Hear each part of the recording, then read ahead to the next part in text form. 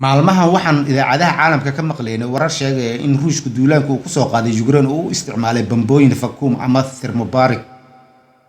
Marka waxaynu rabnaa inaan fahanno waxa ay yihiin bambooyinkan. Waa maxay vacuum ama thermobaric bomb? Ruushka ayaa lagu eedeeyay inuu qorsheynayo in uu u adeegsado hub thermobaric ah sidoo kale loo yaqaan vacuum bombs duulaankiisa Ukraine.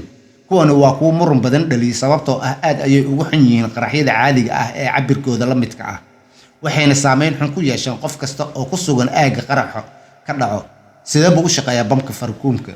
Bamka vacuumka oo sidoo kale loo yaqaan bamka hawada ama shidaalka hawada qarxa wuxuu ka kooban yahay weel shidaal oo leh laba waxyaalood oo kala duwan oo qaraxyo ah.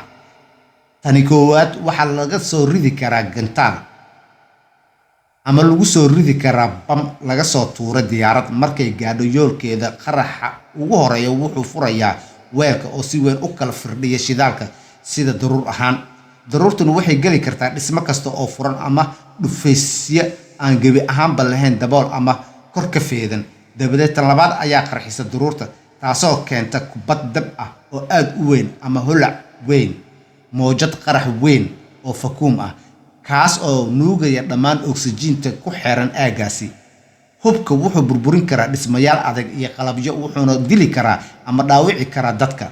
Waxaa loo adeegsadaa arrimo kala duwan waxayna isugu jiraan cabiro kala duwan oo ay ku jiraan hubka ay adeegsadaan askarta gaarka ah sida bambagacmeedyada iyo gantaalada gacanta laga tuuro. Noocyo waaweyn oo hawada lagu rida ayaa sidoo kale la naqshadeeyay gaar ahaan in lagu laayo difaacayaasha ku jira godadka iyo dhismooyinka tuneelada. Saameynta hubkan ayaa ah kuwa ugu daran meelaha bannaan ee hawada furan.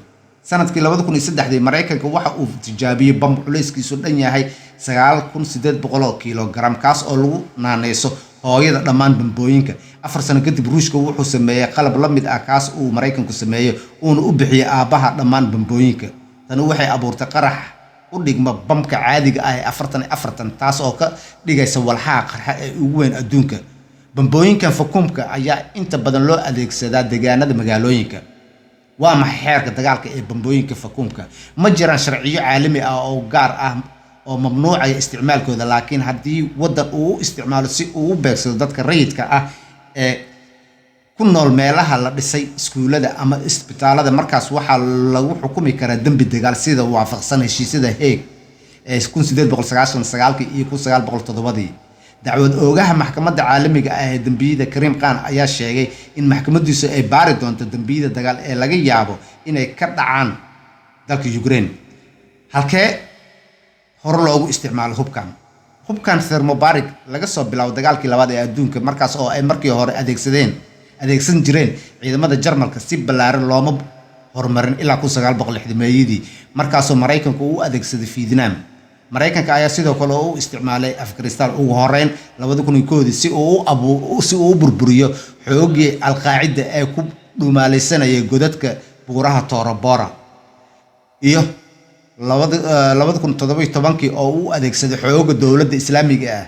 Ruushka ayaa u adeegsaday dagaalka ay ku qaadeen Chechnya 1999.